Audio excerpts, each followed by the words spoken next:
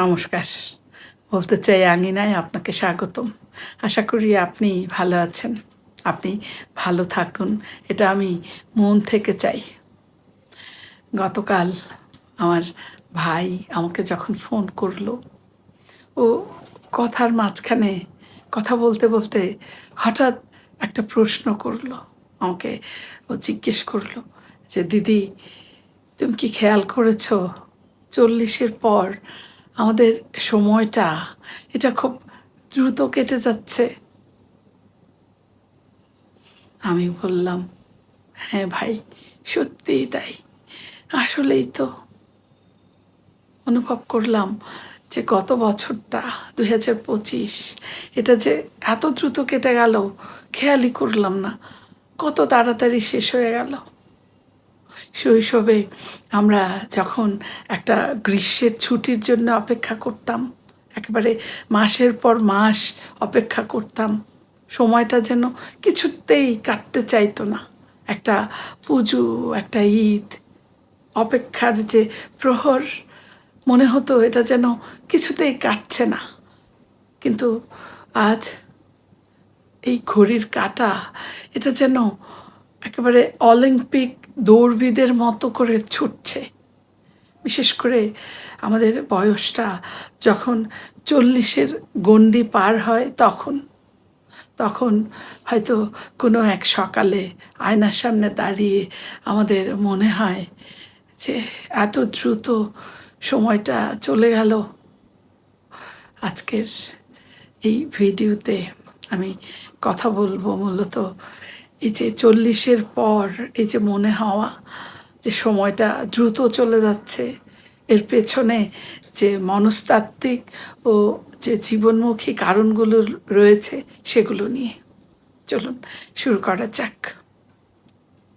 কারণ এক, মূলত এই যে নতুনত্বের অভাব।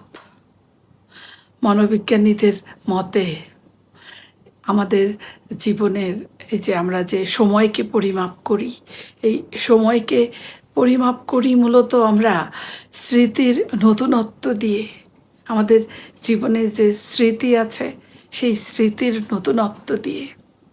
যখন আমাদের বয়স কম থাকে তখন প্রতিটি দিন একেবারে নতুন অভিজ্ঞতায় ভরা থাকে।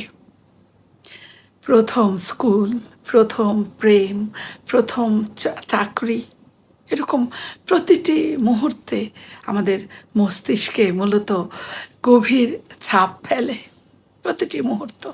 কিন্তু যখন আমাদের বয়স 40 হয়ে যায়, সেই 40-এর পর আমাদের জীবনটা এটা যেন একেবারে একটা রুটিনে বাঁধা হয়ে যায়, ছকে বাঁধা। আমরা রুটিনে কেমন বন্দি হয়ে যাই। আপনি খেয়াল করুন, আমাদের অফিস, তারপর এই যে ঘর সামলানো, বাজার, ছেলেমেয়ের পড়াশোনা, একেবারে প্রত্যেকটা ঘটনায় যেন একই পুনরাবৃত্তি। মূলত যখন আমাদের মস্তিষ্ক এই যে এই ঘটনাগুলো থেকে কোনো নতুন মেমোরি মার্কার পায় না, মেমোরি মার্কার থাকে না, তখন আমাদের মস্তিষ্ক মনে করে যে সময়টা খুব দ্রুত বয়ে চলেছে, দ্রুত পার হয়ে গেছে। কারণ এই যে আমাদের, যদি আমরা একটু খেয়াল করি, আমাদের গত 5 বছর আর গত 5 মাসের মধ্যে তেমন কোনো পার্থক্য কি আছে? একই ধরনের মনে হয়, তাই না? এটা মূলত এই কারণেই। তারপর কারণ 2 হিসেবে যদি আমরা দেখি, কারণ 2 হিসেবে আমরা আনুপাতিক তত্ত্ব বা যে প্রপোর্শনাল থিওরি এটা ধরতে পারি। মূলত এই গণিতের মাধ্যমেও আমরা এই বিষয়টাকে ব্যাখ্যা করতে পারি। এটাকে বলা হয় প্রপোর্শনাল থিওরি। অর্থাৎ যখন আমাদের বয়স 10 বছর ছিল, তখন এই 1 বছর সময়টা এটা হলো আমাদের জীবনের 10%। অর্থাৎ তখন এটা অনেক বড় একটা অংশ, মানে 10%। আর আমাদের বয়স এখন যখন 40, তখন 1 বছর মানে হলো এটা আমাদের জীবনের 2.5%, যেটা নাকি আমাদের অভিজ্ঞতার ভাণ্ডারের তুলনায় এটা অনেক ছোট একটা একক। তাই 40-এর পর 1 বছর কাটলো মানে এটা আমাদের কাছে অনেকটা 1 মাস কাটলো এমন। কারণ 3 হলো দায়িত্বের ভার। 40 বছর বয়সটা এটা এমন একটা সময়, এটা আমাদের জীবনের এমন একটা সন্ধিক্ষণ যেখানে আমরা একাই হয়তো একটা বিশাল পরিবারকে টেনে নিয়ে চলছি। আপনি হয়তো একাই একটা বিশাল পরিবারের যে দায়িত্ব সেটা কাঁধে তুলে নিয়েছেন। একদিকে হয়তো বুড়ো বাবা মায়ের যে শারীরিক দুশ্চিন্তা, অন্যদিকে হয়তো সন্তানের ভবিষ্যৎ নিয়ে যে লড়াই, আবার সেই সাথে একই সাথে আমাদের জীবনের আমাদের যে কেরিয়ারের যে একটা ব্যস্ততা, এটা পাশাপাশি। অর্থাৎ আমরা যখন আমাদের কাজে ব্যস্ত থাকি তখন আমাদের মনোযোগ থাকে ভবিষ্যতের দুশ্চিন্তা আর বর্তমানের যে দায়িত্ব, এই দায়িত্ব সামলাতে ব্যস্ত থাকে। আর এজন্যই মূলত আমরা আমরা এই বর্তমান মুহূর্তে বা প্রেজেন্ট মোমেন্টে বাঁচতে ভুলে যাই। আর যখন আমরা এই বর্তমান মুহূর্তকে অনুভব করতে পারি না, তখন নিজের অজান্তেই আমাদের জীবন থেকে এই সময় এটা একেবারে হাত ফসকে বেরিয়ে যায়, আমাদের অজান্তেই এটা বেরিয়ে যায়। তাহলে উত্তরণের উপায় কি? আমরা কিভাবে এই দ্রুত গতিকে ধীর করতে পারি?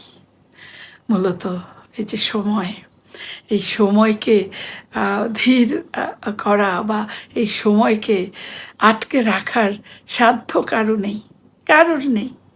কিন্তু এই যে সময়টা দ্রুত বয়ে যায়, এটা আমরা অনুভব করি। এই অনুভূতিকে আমরা একটু অন্যভাবে অনুভব করতে পারি। অর্থাৎ আমরা আমাদের সময়টাকে গুরুত্ব দিয়ে প্রত্যেকটা মুহূর্তকে আমরা স্মরণীয় করতে পারি। তাহলে কি করতে পারি আমরা? আপনি রুটিন ভাঙুন। আমরা রুটিন ভাঙতে পারি। অর্থাৎ সপ্তাহে অন্তত 1 দিন নতুন কিছু শেখা, নতুন কিছু করতে পারি আমরা। তারপর আমরা নতুন কোনো জায়গায় ঘুরতে যেতে পারি, অথবা নতুন কোনো শখ আমরা গড়ে তুলতে পারি। তারপর যেটা করতে পারি আমরা মাইন্ডফুলনেস, এটার অভ্যাস করতে পারি। প্রতিদিন অন্তত 10 মিনিট সময় আপনি চোখ বন্ধ করে লম্বা দম নিন এবং দম ছাড়ুন। তারপর আপনি মনে মনে চোখ বন্ধ করে বর্তমান সময়টাকে অনুভব করুন। এই মাইন্ডফুলনেস আপনার বর্তমান মুহূর্তটাকে অর্থবহ করে তুলবে। তারপর আমরা যেটা করতে পারি, আমাদের স্মৃতি তৈরি করতে পারি। অর্থাৎ এই যে আমাদের যে যান্ত্রিক জীবন, এই জীবন থেকে আমরা কিছু মুহূর্তে বেরিয়ে এসে আমাদের পরিবার বা আমাদের বন্ধুদের সঙ্গে আমরা এমন মুহূর্ত তৈরি করতে পারি যেটা আমাদের মস্তিষ্ক আলাদাভাবে জমা করে রাখবে। আর এই সব মূল্যবান স্মৃতি আমাদের প্রত্যেকটা মুহূর্তকে অন্যভাবে অনুভব করার একটা শক্তি দেবে আমাদেরকে। আসলে 40-এর পর এই যে সময়, এটা আসলে দ্রুত বয়ে যায় না, দ্রুত ফুরিয়ে যায় না। মূল বিষয়টা হলো আমরা আমাদের এই জীবনের ম্যারাথনে এতটাই ক্লান্ত হয়ে পড়ি যে আমরা আমাদের চারপাশের এই সুন্দর দৃশ্যগুলো দেখার সুযোগ পাই না। আর সেজন্য মূলত আমরা মনে করি যে 40-এর পর এই সময়টা অনেক দ্রুত বয়ে যায়। আপনার জীবনের দ্বিতীয় ইনিংস প্রথম ইনিংসের চেয়েও আরও বেশি সুন্দর হতে পারে যদি আপনি আপনার জীবনের প্রতিটি মুহূর্তকে গুরুত্ব দিতে শিখেন। আজকে আমি একটা প্রশ্ন রেখে আমার এই আলোচনা শেষ করতে চাই। আপনার 40-এর পরের সময়টা কেমন কাটছে কমেন্টে লিখে জানাতে ভুলবেন না। কেমন লাগলো সেটিও কমেন্টে আপনি জানাতে পারেন। আবারও নতুন কোনো অনুভব নিয়ে কথা হবে আগামীকাল রাত 8টায়। যদি ভালো লাগে আপনি শেয়ারের মাধ্যমে ছড়িয়ে দিতে পারেন আপনার প্রিয়জনদের কাছে। সাবস্ক্রাইব করে বলতে চাই পরিবারের সঙ্গেই থাকুন। আপনি খুব ভালো থাকুন, সুস্থ থাকুন। শুভরাত্রি।